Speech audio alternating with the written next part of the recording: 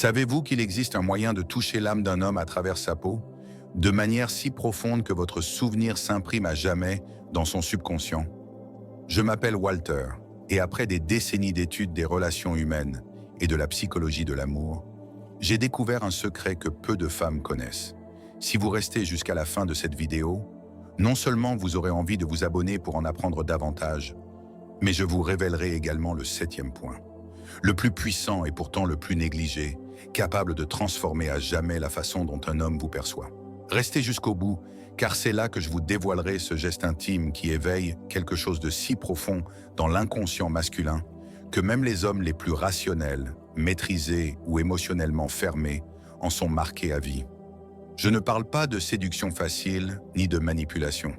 Il s'agit de quelque chose de bien plus profond qui touche l'essence même de ce que signifie être un homme dans ce monde.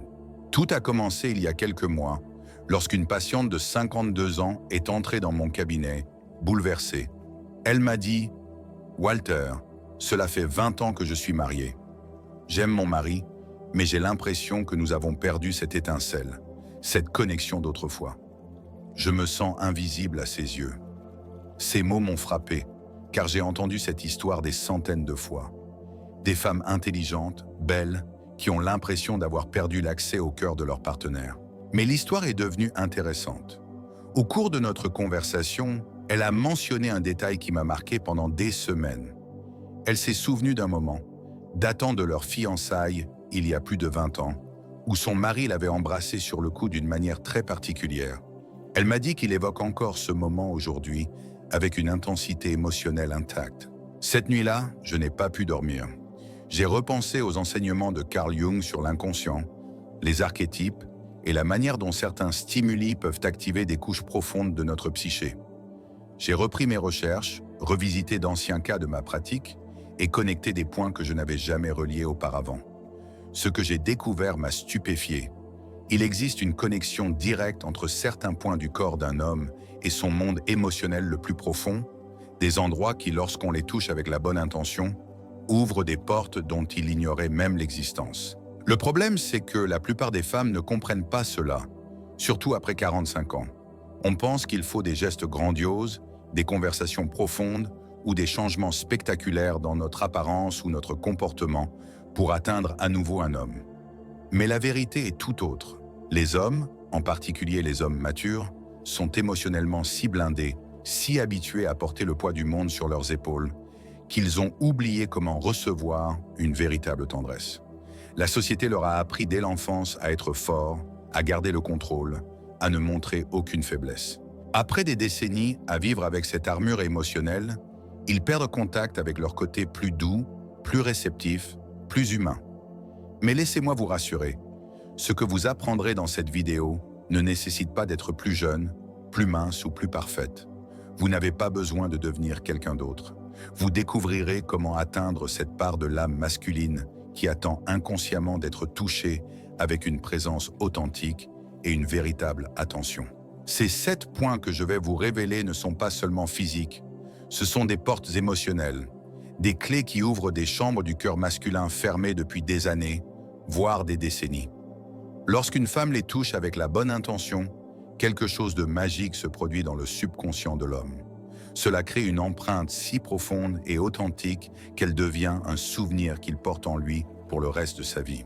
Parlons du premier point, la nuque. Mais pas n'importe quel baiser sur le cou. Je parle de ce point précis où la colonne vertébrale commence, à la base du crâne. Pourquoi cet endroit est-il si puissant?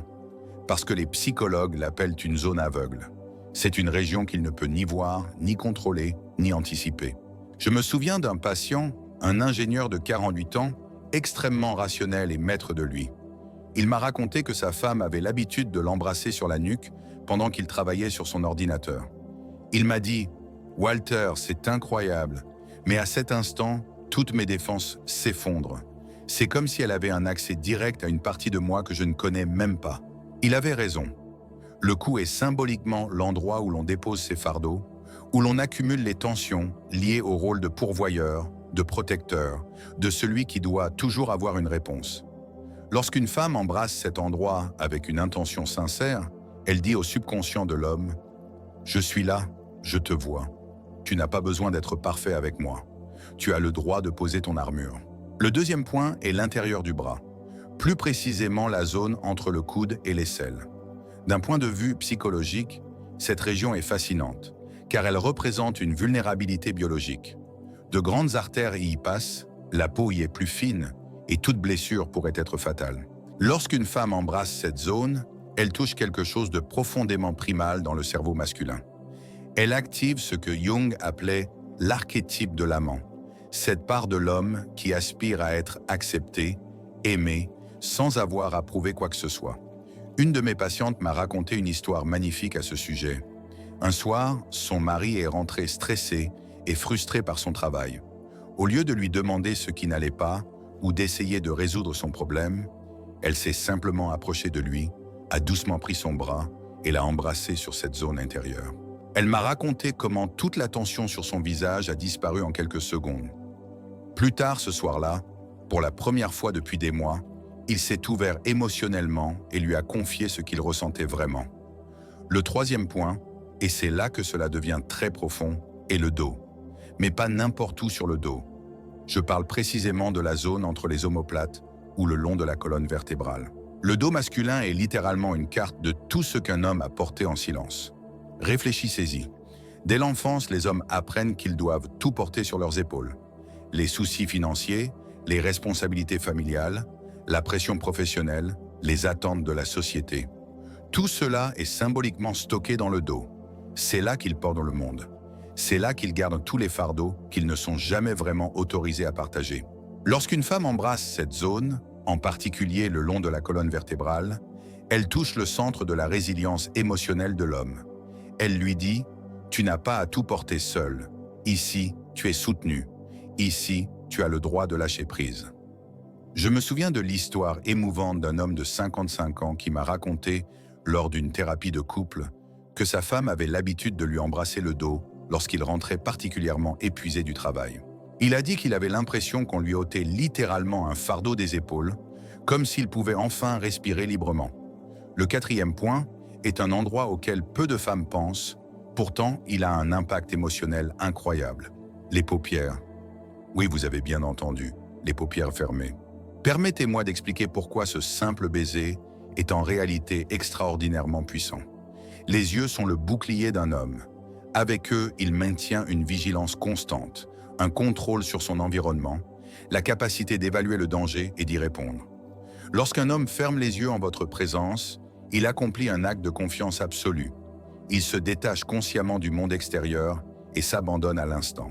Un baiser sur les paupières, c'est toucher la frontière entre l'extérieur et l'intérieur, entre la conscience et l'inconscient. Cela lui dit « Ici, tu peux lâcher prise sur le monde pendant quelques secondes. Ici, tu n'as pas besoin d'être sur tes gardes. Ici, tu peux être totalement vulnérable. » L'une de mes patientes a partagé une expérience qui illustre cela parfaitement. Après une dispute particulièrement intense avec son mari, au lieu de poursuivre le débat ou de claquer les portes, elle lui a demandé de fermer les yeux et a doucement embrassé chaque paupière. Elle m'a raconté comment elle a vu toute la tension quitter son visage, comme si elle avait trouvé un chemin direct pour parler à son âme. Je tiens à ce que vous compreniez une chose essentielle. Ces baisers ne sont pas des techniques de séduction ni des manipulations émotionnelles. Ce sont des actes d'amour véritable, de présence authentique, de connexion sincère.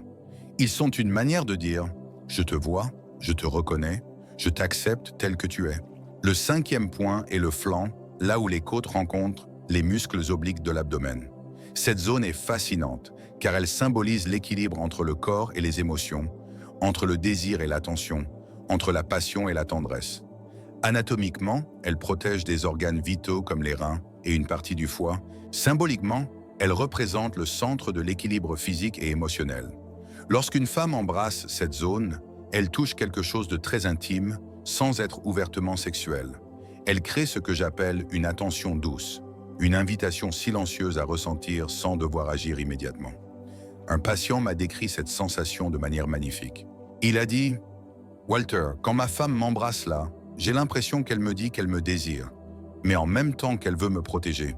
C'est comme si j'avais le droit d'être fort et vulnérable à la fois. » Maintenant, abordons le sixième point, que je considère personnellement comme l'un des plus émotionnellement profonds, les tempes. Cette zone sensible où s'accumulent tant de pensées, d'analyses, d'inquiétudes constantes. Les hommes, surtout après 40 ans, portent dans leurs tempes le poids de milliers de décisions, de responsabilités et de problèmes non résolus. C'est là que le stress mental devient physique. Les premiers cheveux gris, les rides, les histoires d'années de tension. Embrasser un homme sur les tempes, c'est toucher son esprit fatigué, son cerveau surchargé d'informations et de responsabilités. C'est lui offrir un moment de pause, une respiration au milieu du chaos mental qu'il porte probablement en permanence. Je me souviens vivement du cas d'une femme de 49 ans, venue dans mon cabinet parce que son mari s'éloignait émotionnellement de plus en plus. Je lui ai conseillé de chercher une connexion par des gestes non-verbaux. L'une des choses qu'elle a essayé était d'embrasser doucement ses tempes pendant qu'il regardait la télévision ou lisait. Une semaine plus tard, elle m'a raconté que ces petits gestes avaient ouvert une porte à la communication, fermée depuis des années.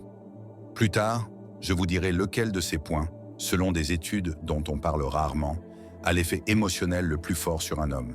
Mais avant cela, il est fondamental de comprendre quelque chose sur la psychologie masculine. Les hommes vivent dans un monde où ils doivent constamment prouver leur valeur. Au travail, ils doivent être productifs et compétitifs. À la maison, de bons soutiens de famille et protecteurs. Dans la société, performants et confiants. Cette pression constante crée une armure émotionnelle si lourde qu'avec le temps, ils oublient comment l'enlever. Quand une femme touche ces points précis avec une présence authentique et une intention sincère, elle offre bien plus qu'un simple réconfort physique. Elle offre quelque chose de bien plus précieux, l'opportunité d'être authentique, vulnérable, humain, sans avoir à se justifier ou à prouver quoi que ce soit. Maintenant, nous arrivons au 7e point, le plus puissant de tous. Il renferme le secret le mieux gardé pour atteindre le cœur d'un homme, d'une manière qu'il n'oubliera jamais. Je parle de la petite fossette au niveau de la clavicule, là où elle rejoint le sternum.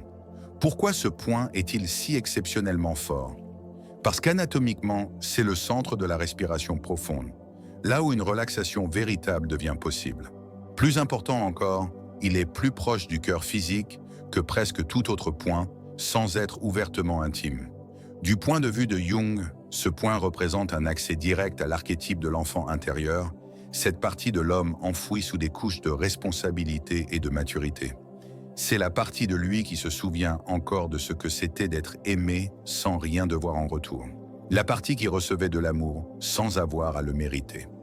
Lorsqu'une femme embrasse doucement cet endroit, surtout au moment où il inspire profondément, elle touche directement le centre émotionnel d'où naissent les sentiments de sécurité, d'appartenance et de foyer. Elle réveille des souvenirs anciens de ce que c'était d'être petit et de pouvoir se sentir complètement vulnérable.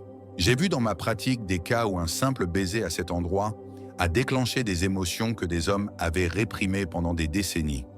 Je me souviens particulièrement du cas d'un cadre de 53 ans, extrêmement brillant, mais complètement fermé émotionnellement.